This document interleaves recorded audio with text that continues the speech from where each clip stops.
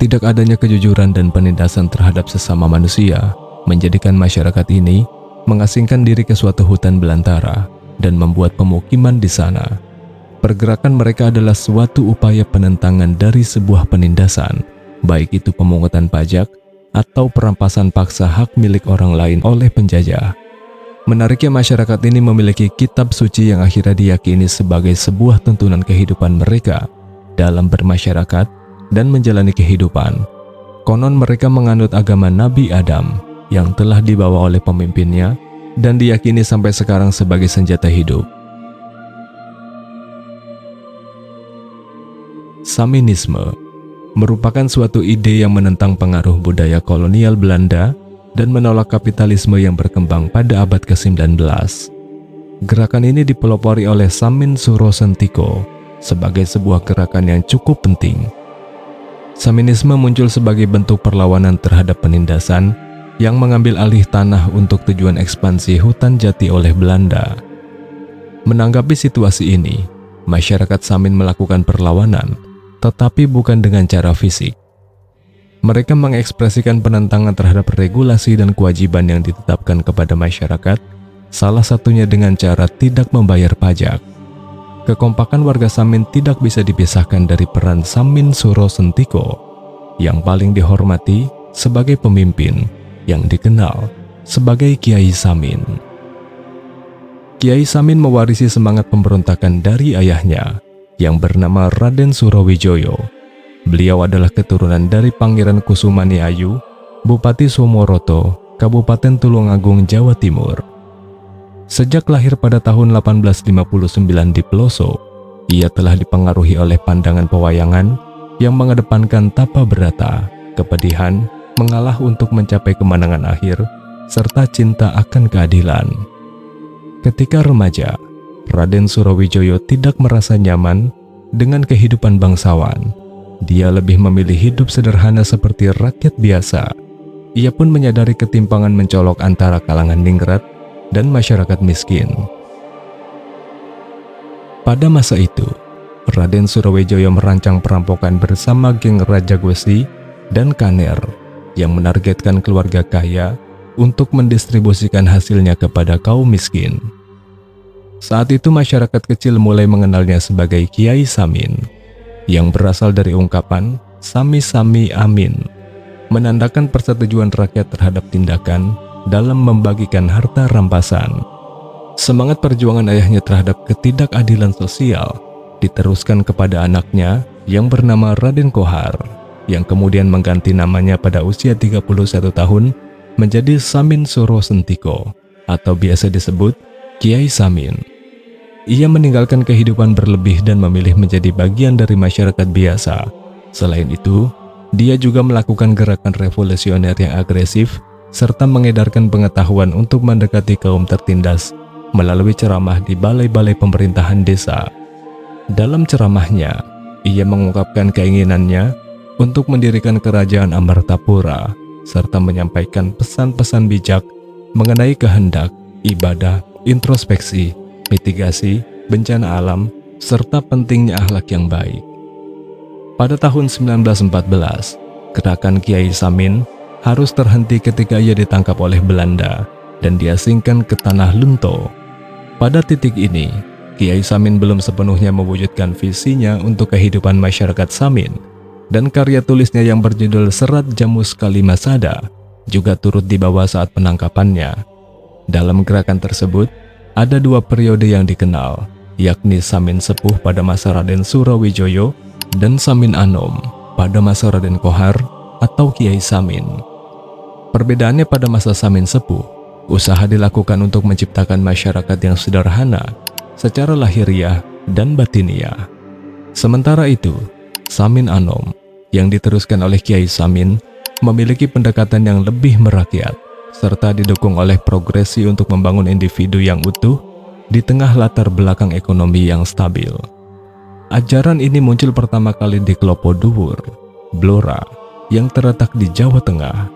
Selanjutnya pada tahun 1890, gerakan Samin menyebar ke dua desa di hutan Randu Blatung, Kabupaten Bojonegoro, dan kemudian menyebar ke Tapelan, Kudus, Gunung Segara, Kandangan, serta Telaga Anyar. Di wilayah-wilayah ini, ajaran tersebut merupakan gerakan yang berfokus pada meditasi dan memanfaatkan kekuatan batin untuk mengendalikan hawa nafsu.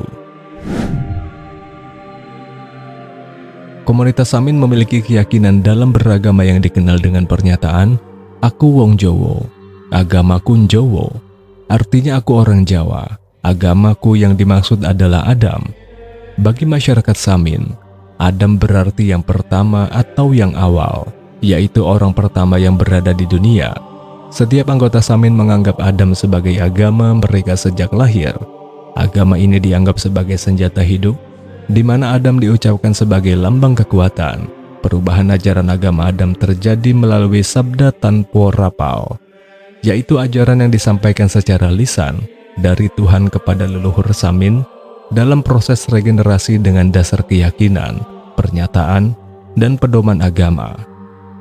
Inti dari ajaran tersebut adalah mewujudkan dalam tindakan, tanda adanya dalam ucapan, apapun hasil dari ucapan, dan dilakukan melalui perbuatan baik. Bagi penganut agama Adam, prinsip beragama berlandaskan pada pengakuan bahwa orang pertama adalah Adam. Pelaksanaan ajaran Adam dalam kehidupan sehari-hari sesuai dengan pantangan dalam Saminisme, serta menjadikan agama Adam sebagai pedoman hidup yang diwujudkan dengan perilaku yang baik dan menjauhi larangan.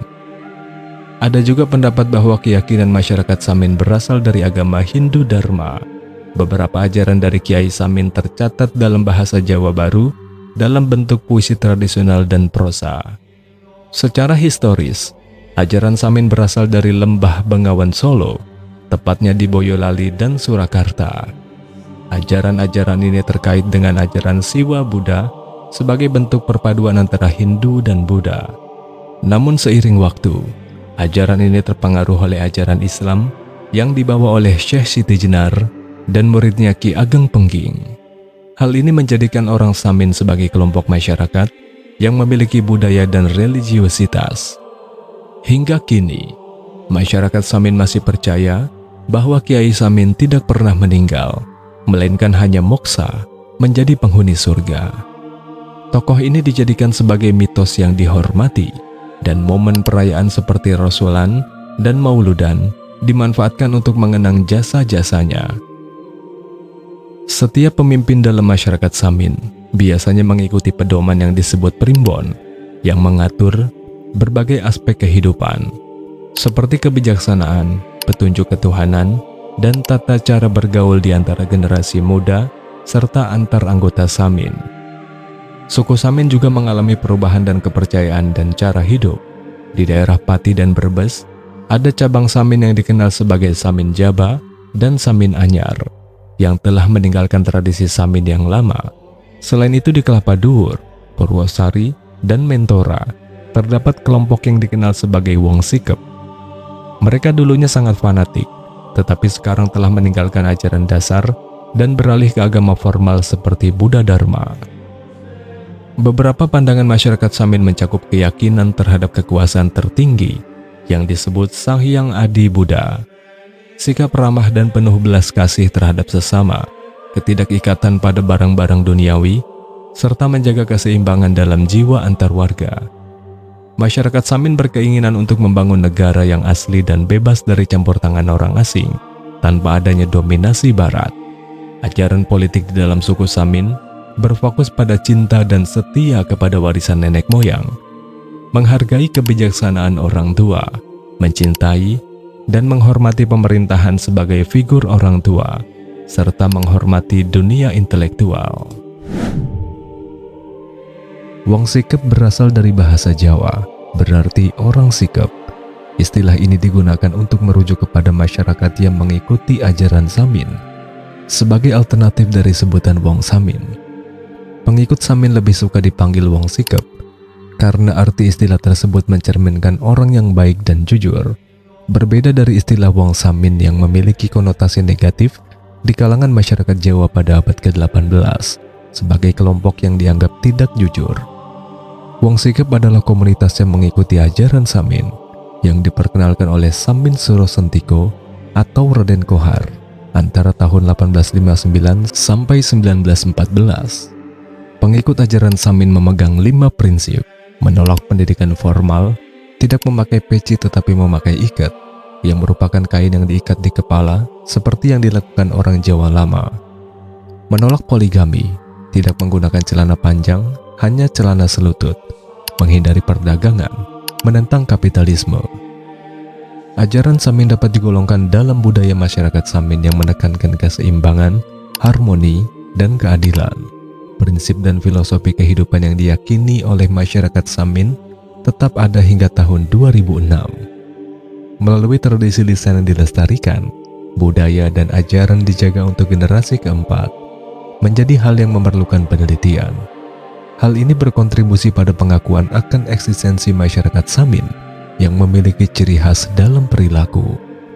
Komunitas yang statis mempertahankan tradisi untuk memastikan kelangsungan kepercayaan. Ada 5 intisari dari ajaran Saminisme. Yang pertama, agama dianggap sebagai pedoman hidup. Paham Samin tidak membedakan agama, sehingga pengikutnya tidak mengecam atau membenci agama manapun. Tabiat hidup yang menjadi hal yang penting. Yang kedua, jangan mengganggu orang lain. Tidak boleh bertengkar, cemburu, atau mengambil hak orang lain. Yang ketiga, bersikaplah sabar dan jangan angkuh. Yang keempat, manusia seharusnya memahami makna hidup, karena kehidupan berkaitan dengan jiwa yang bersifat abadi. Menurut ajaran Samin, jiwa orang yang telah meninggal sebenarnya tidak hilang, hanya melepaskan pakaian fisiknya saja. Yang kelima, saat berbicara, penting untuk menjaga ucapan, jujur, dan saling menghormati. Berdagang dilarang bagi orang Samin karena mengandung unsur ketidakjujuran. Mereka juga tidak boleh menerima sumbangan berupa uang. Seperti paham lain yang dianggap agama oleh penganutnya, orang Samin memiliki kitab suci. Kitab suci yang dimaksud adalah serat Jamus Kalimasada yang terdiri dari beberapa buku, termasuk serat Punjer Kawitan, serat Pikuku Kesajaten, serat Uri-uri Pambudi, serat Jati Sawit, dan serat Lampahing Urip yang sangat dikenal dan dihormati oleh masyarakat Samin. Ajaran dalam serat Pikuku Kesajaten atau peneguh kehidupan sejati dituliskan dalam bentuk puisi tembang yang merupakan jenis puisi tradisional dalam sastra Jawa.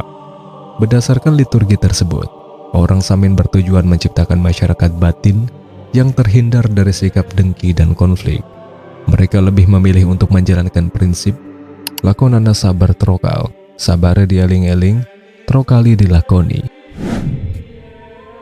Pada umumnya pakaian orang Samin terdiri dari baju lengan panjang tanpa kerah yang berwarna hitam. Kaum pria memakai ikat kepala, sementara itu pakaian wanita berbentuk kebaya lengan panjang, berkain yang panjangnya di bawah lutut atau di atas mata kaki. Bagi masyarakat Samin, pernikahan adalah hal yang sangat penting. Dalam ajarannya, pernikahan berfungsi sebagai sarana untuk mencapai kemuliaan budi, sekaligus menciptakan atmaja utama atau anak yang mulia. Dalam ajaran Samin sendiri, saat melangsungkan pernikahan, seorang pria yang menikah diwajibkan untuk mengucapkan syahadat. Syahadat ini berbunyi kurang lebih seperti ini. Sejak zaman Nabi Adam, saya memang melakukan pernikahan. Kali ini, saya menikahi seorang wanita bernama. Saya berkomitmen setia kepadanya. Kami telah menjalani hidup bersama. Syahadat tersebut adalah syahadat yang diajarkan oleh Samin Suro Santiko kepada para pengikutnya, dan sekarang masih dipatuhi masyarakat hingga saat ini. Orang Samin percaya bahwa pernikahan sudah sah, meskipun hanya dilakukan oleh orang tua dari pasangan yang menikah. Untuk urusan pernikahan sudah dituliskan oleh Samin Suro Santiko dalam tembang pangkur yang dipegang teguh oleh orang Samin, yang memiliki arti, maka yang dijadikan pedoman untuk melatih budi yang ditata, pernikahan yang berhasilkan bentuk, membangun penerapan ilmu, terserempet, tersandung sampai kebajikan yang dicapai, bercita-cita menjadi anak yang mulia, mudah-mudahan menjadi tuntunan. Pandangan masyarakat Samin mengenai lingkungan sangatlah positif. Mereka mengambil dari alam seperti kayu, hanya sebatas kebutuhan dan tidak melakukan eksploitasi besar-besaran. Sikap ini sejalan dengan cara berpikir masyarakat Samin yang sederhana. tidak berlebihan, dan apa adanya.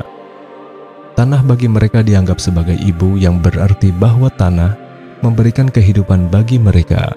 Sebagai petani tradisional, mereka menjaga tanah dengan baik. Dalam pengolahan tanah, jenis tanaman yang ditanam ditentukan oleh musim, yaitu musim hujan dan kemarau. Masyarakat Samin menyadari bahwa kekayaan dan sumber daya alam akan habis atau bertahan tergantung bagaimana cara mereka memanfaatkannya. Masyarakat Samin biasanya tinggal dalam kelompok di satu barisan rumah. Hal ini untuk memudahkan komunikasi antar warga. Rumah-rumah mereka umumnya terbuat dari kayu, khususnya kayu jati dan bambu. Sedangkan rumah dari batu bata sangat jarang ditemui di sana. Struktur rumah cukup besar dengan bentuk limasan, joglo, atau kampung. Tata ruang dalam rumah sangat sederhana dan tradisional, terdiri dari ruang tamu yang cukup luas, kamar tidur, dan dapur. Kamar mandi dan sumur biasanya terletak sedikit jauh dan sering digunakan oleh beberapa keluarga. Kandang untuk hewan ternak berada di luar atau di samping rumah.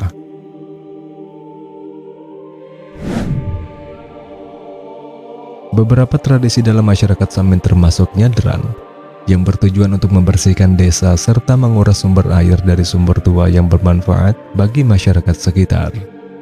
Tradisi selamatan juga dilakukan seiring dengan peristiwa penting dalam kehidupan seperti kehamilan, kelahiran, hitanan, pernikahan, dan kematian. Mereka melaksanakan tradisi tersebut dengan cara yang sederhana. Meskipun hidup secara tradisional, sama seperti suku lainnya yang sejenis, ternyata orang Samin tidak menolak kemajuan zaman. Pada era modern saat ini, mereka sudah menggunakan traktor dan pupuk kimia dalam bidang pertanian, serta menggunakan peralatan rumah tangga yang terbuat dari plastik, aluminium, dan material lainnya. Dalam hal keyakinan pun, mereka mengakui sebagai penganut agama Nabi Adam, sebagai awal dari kehidupan manusia, dan menjadi pedoman kehidupan mereka dalam bermasyarakat. Kepedulian terhadap lingkungan sama seperti halnya ajaran lain yang cenderung tinggal di sebuah pedalaman. Prinsipnya alam adalah makhluk sama seperti mereka, jadi harus dihormati dengan cara merawat sebagai bagian dari harmoni kehidupan. Wallahu a'lam bishawab. Terima kasih sudah menonton sampai selesai. Jangan lupa tonton kepercayaan lain yang ada di playlist. Jika ada kekurangan dan pendapat lain, silahkan tuliskan di kolom komentar. Wassalamualaikum warahmatullahi wabarakatuh.